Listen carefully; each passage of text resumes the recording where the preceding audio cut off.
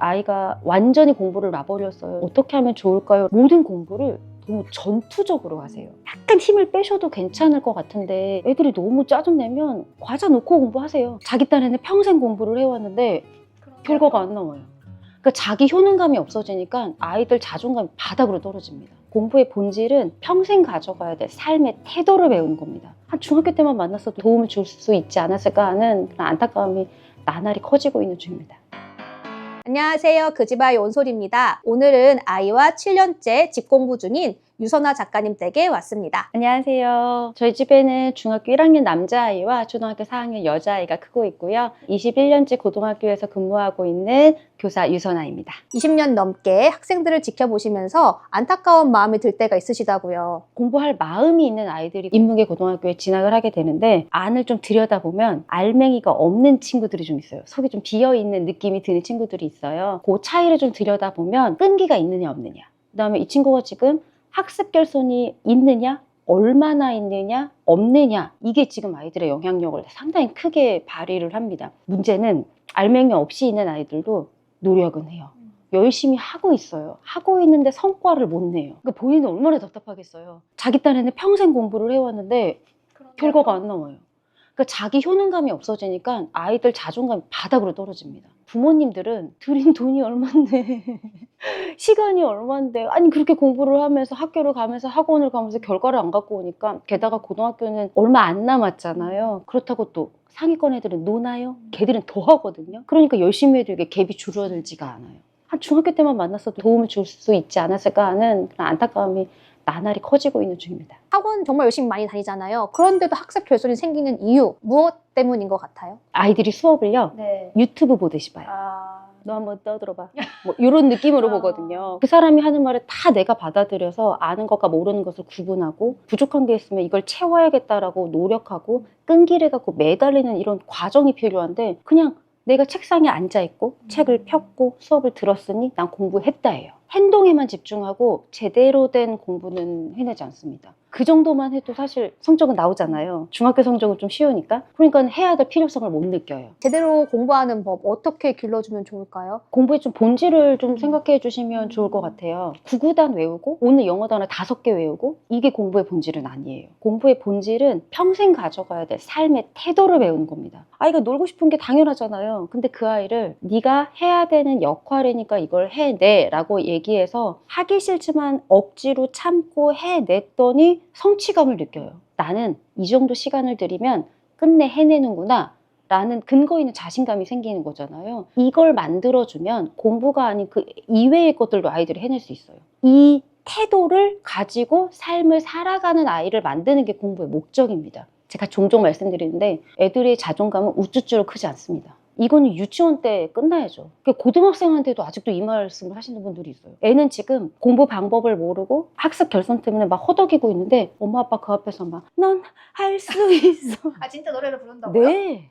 왜냐하면 친근한 엄마 아빠의 모습, 싫은 소리 하면 안 될 것 같고 그런 말씀 아직도 많이 하세요. 근데 그건 근거 없는 자신감이에요. 정말 노래 부르면 되나요? 나는 방법을 모르겠고 그냥 계속 할 수 있다고만 하니까 오히려 애들이 좀 불안함을 느끼는 경우가 많아요. 근데 부모님들 중에서도 사실 공부 방법 잘 모르실 것 같아요. 그렇기 때문에 그냥 학원에 맡기시는 것도 있을 것 같고, 학원에 있다 보면 잘 하겠지. 그런 부분 어떻게 체크해주고 지원을 해주면 좋을까요? 제가 이제 가끔 집공부를 얘기하니까 사교육을 시키면 안 된다고 생각하시는 분들이 있어요. 저 사교육 좋아합니다. 예체능 모두 다 사교육으로 하고 있고요. 특히나 영어 문법 같은 건 제가 전혀 도와줄 수가 없어서 집에서 공부하다가 이건 저 혼자 못하겠어요 해서 얼른 가자 하고 바로 보내줬거든요. 그래서 둘 다 태권도와 영어학원 다 다니고 있고요. 방과 후 학교 수업도 되게 많이 활용을 해요. 그런데 뭐가 다른 점이냐면 관리는 꾸준하게 해주셔야죠. 오늘 뭐 배웠어? 뭐 이런 거를 물어보시되 정답을 요구하는 눈빛으로 물어보시면 안 돼요. 스몰 토크처럼 이제 툭툭툭 던지면서 그랬어? 뭐 이러면서 아이들이 지금 현재 제대로 배우고 있는지 계속해서 관심을 두시는 게 좋고요. 돈이 아까워서라도 내가 이게 참 체크해봐야겠다라는 걸 꼭 생각해 보셨으면 좋겠어요. 어쩌면 학원에 보냈으니까 난 내 할 도리를 다 했다고 미루시는 걸 수도 있거든요. 수업이 끝난 이후에 나누는 짧은 대화만으로도 충분히 점검이 가능하십니다. 자녀분들과 과목별로 공부 어떻게 하셨는지 궁금합니다. 수학 같은 경우에는 초등 때까지는 선행학습을 하지 마시고 현행의 심화 수준까지 하시는 거 정말 강력하게 요청드려요. 이건 후회하지 않으실 거예요. 고등학교 등급제입니다. 어떤 식으로든 줄을 좀 세워야 되는 상황이라면 어려운 난도의 문제를 넣을 수밖에 없어요. 수능도 내신도. 그럼 그 변별력 있는 문제를 풀어낼 수 있으려면 아이들이 끈기 있게 이 문제를 풀어내야 되는데 이 끈기가 수학적 사고력이 고등학생 됐으니까 뿅 발현되진 않아요. 어릴 때부터 키워주셔야 돼요. 게다가 절대 쉽지 않습니다. 문제 하나를 풀어내는데 한 30분씩 40분씩 매달려 있는 그 끈기, 그거 얼마나 지루하겠어요. 해결이 안 나는데 이게 습관으로 완전히 자리 잡아야 돼요. 유난히 못 푼다 그러면 그 한 문제만 해결해 오늘로 그건 끝이야 라고 하시더라도 양은 줄이고 아이의 실력을 늘릴 수 있는 방법으로. 그래서 너무 빨리 나가는 선행학습은 크게 의미가 없고요. 중학교 이후에만 시도해 주셨으면 좋겠고 초등 때까지는 심화 수준까지 하시는 걸 꼭 추천을 드리고요. 심화 수준의 문제를 너무 어려워한다 그러면 학년을 낮추시는 것도 괜찮아요. 내용은 좀 쉬운데 문제 유형이 어려운 거에 익숙해져서 이런 문제는 이렇게 푸는 거구나 라는 걸 알아낸 다음에 천천히 자기 학년으로 올리셔도 절대 늦지 않습니다. 그리고 애가 한 30분이 지났는데 막 울면서 못하겠다고 하면 해설의 그 앞에 부분만 이렇게 시작하는데? 막 이러면서 이렇게 힌트만 주면 억지로 이제 풀고 그래도 못 풀면 그날은 멈춰요. 내일 다시 보면 이게 또 새로운 생각이 떠올 수도 있고 그걸 못 풀어냈으니까 찜찜함이 좀 있거든요. 그렇게 해서 아이가 해내기도 합니다. 복습 위주로 학교 진도에 맞춰서 문제집을 풀고 계신 거예요? 네, 아이가 학교에서 수업을 먼저 듣고 그 문제집으로 복습을 하는데요. 저희는 학기 중에도 문제집 딱 한 권밖에 풀지 않아요. 좀 심해서 한 권 풀고요. 방학에 복습으로 한 권 풉니다. 지난 학기 거요? 네. 아이가 유독 힘들어하는 단원이 있으면 일일 수학 같은 거는 뽑아볼 수 있잖아요. 그래서 그 부분만 연습하고 넘기기도 하고요. 수업 시간이 바뀌어가지고 오늘 수학을 안 당했어 라고 말을 하면 그날은 또 수학을 쉬어요. 애가 너무 늘어지고 힘들어한다 그럼 되게 쿨한 엄마인 척 내가 너에게 되게 큰 혜택을 주는 것처럼 하면서 하면 점수도 따실 수 있어요. 모든 공부를 너무 전투적으로 하세요. 약간 힘을 빼셔도 괜찮을 것 같은데 너무 진지해요. 살짝 힘을 빼고 접근을 하셔야 길게 가실 수 있습니다. 영어는 많이들 아시는 것처럼 영어 영상, 음원, 책에 노출시켜 주시는 게 좋아요. 그런데 현실적으로 중학교만 가도 이미 문법에 독해에 아이들이 진입을 해야 되고요. 특히나 중학교 시험의 내신에서는요. 영어 문법의 영향이 좀 있습니다. 매 시간 영어 수업 시간에 문법적인 요소를 아이들이 배우게 돼요. 초등학교 한 5, 6학년 정도가 되면 자연스럽게 문법에 노출을 시켜주시고 단어의 양을 좀 점검해 주시고 아이들이 풀고 있는 과정에서 옆에서 해설 보시면서 애가 해석한 게 여기 있는 것과 맞는지 틀리는지 정도는 확인해 주실 수 있거든요. 귀찮으실 수 있어요. 근데 내 아이를 위해서 이 정도 서비스를 못 해주진 않으시잖아요. 이것마저도 귀찮은 거는 부모님의 역할을 조금 내려놓으신 것 같은 느낌이 있습니다. 중학교, 고등학교에서 아이들이 영어 시험에서 제일 어려워하는 건 우리나라 아이들 독해 잘해요. 어릴 때부터 영어 공부를 해왔던 아이들이라 독해에선 크게 문제를 안 일으키는데 문법과 영어 단어를 암기 안 한 것과 영작이 문제입니다. 특히나 고등학교 내신에서는 주어진 단어만 사용해서 문법적으로 전혀 오류가 없는 문장을 만들어내라 이런 시험 주시거든요. 시제를 맞춰서 바꿔라, 단어 8개만 사용해서 뭐 확인해라 뭐 이렇게 주신단 말이에요. 이런 문제에서 애들이 다 나가 떨어져요. 그리고 수행평가도 다 글을 써내야 되는 과정인데 제가 전혀 도움이 안 되니까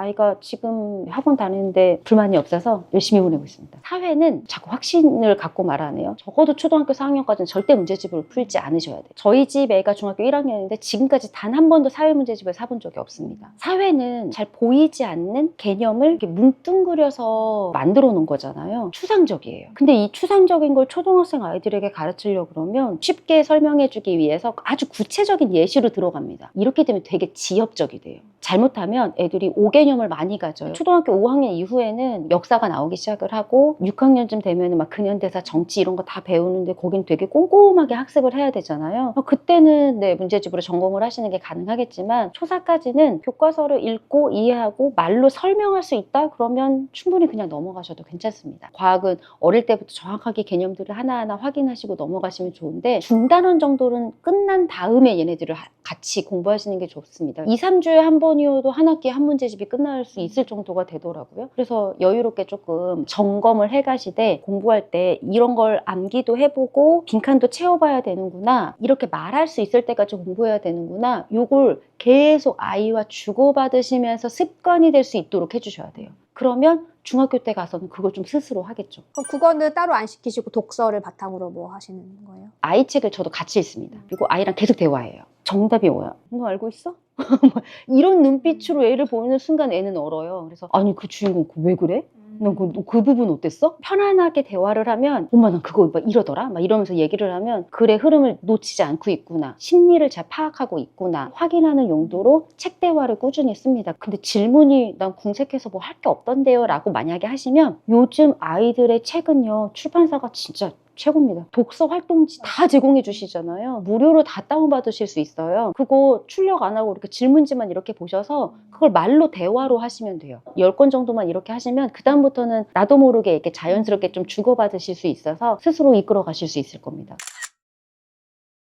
다른 집 아이들을 보면서 흔들리는 마음 그런 거는 없으세요? 흔들리죠. HME를 한 번씩 응시를 하고 그다음에 문제집의 수준이 지금 어느 정도인지를 자꾸 확인하는 것도 제 불안을 제가 스스로 낮추는 거이기도 하고, 애가 공부를 질려하는 느낌이 들지 않게 하려고 좀 조심을 하고 있는 중이에요. 특히나 사춘기 때 이걸 완전히 놔버리면 진짜 이건 너무 커다란 손해입니다. 오늘 문제집 하나라도 풀고 잤어. 그러면 이거라도 했네 라는 마음으로 해야지, 오늘 해야 될 분량을 다 하게 만드느라고 아이랑 싸우고 그러다가 삐끗 아이가 노선을 딱 벗어나 버리는 순간 진짜 다시 되돌아오기 너무 힘들거든요. 제 블로그에 아이가 완전히 공부를 놔버렸어요, 어디 상담할 데가 없는데 좀 어떻게 하면 좋을까요? 라는 댓글로 계속 저랑 꾸준히 주고받는 분들이 상당히 많으세요. 제가 여러 가지 조언을 해드리면 조금 좋아졌어요 라고 하는 순간 바로 공부를 다시 들이대시거든요.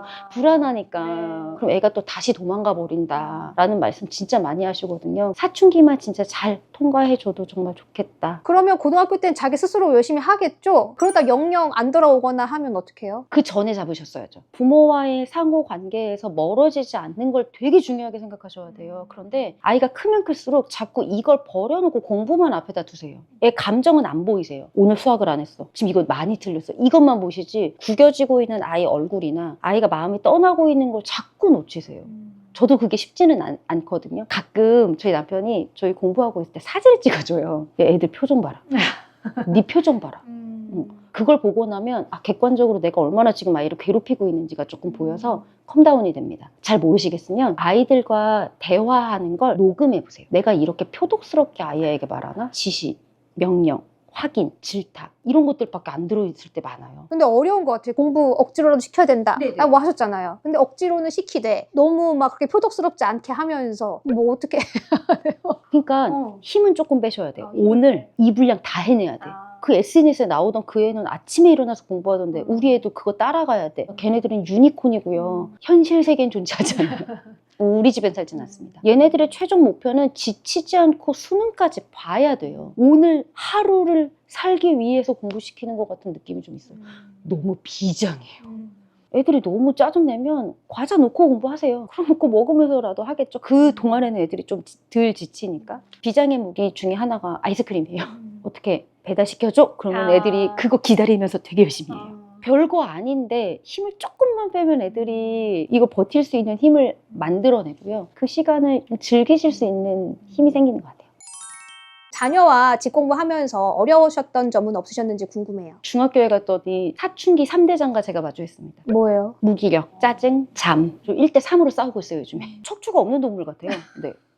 이 우라통이 올라오는 걸 제가 요즘에 어떻게 참고 있냐면 필사를 그렇게 해요. 제 화를 누르는데 되게 큰 도움이 되고 있어요. 정말 감사한 건 아이가 아무리 짜증과 무기력이 늘어났다 하더라도 제가 지금까지 7년 동안 해왔던 게 와르르는 아니잖아요. 애가 기본값이 좀 있어요. 아무것도 안 하고 놀진 못해요. 자기도 양심에 찔리니까 오늘 해야 될 전체 공부 중에 그래도 한 반 정도라도 하고, 아니면 학원 숙제는 절대로 빼놓지 않는다던가 자기만의 자기 기준이 좀 있어서 그래도 진짜 지금까지 집 공부 해오길 천만다행이다. 의대생 임민찬 작가님하고 찍었을 때 자기도 사춘기라서 문은 쾅 닫았어도 공부는 했대요. 뭐 약간 그런 습관이 잡혀 있으니까 그렇게 되나 봐요. 그 기본값이 있는 거예요. 자기도 네. 불안한 거죠. 네. 이거는 해줘야 돼라는 그 기본값이 있으니까 자기가 해놓은 어떤 값이 없으면 그냥 그대로 늘어지는 거죠. 제가 애들이랑 상담을 해봐도 저 그냥 한 2년은 날려먹었어요. 그러니까 뇌도 그 기간이 날려먹어져 있는 거예요. 그러니 학습 개선이 정말 말도 못하겠어요. 저는 정말 확신하건데 초등까지 공부를 완전 학습을 안 했더라도 중학교 3년만 완벽하게 해내면 정말 고등학교 공부하는 데 문제가 없거든요. 사춘기를 어떻게 통과하느냐는 진짜 중요한 문제입니다. 그럼 지금부터 집을 한번 살펴보도록 하겠습니다.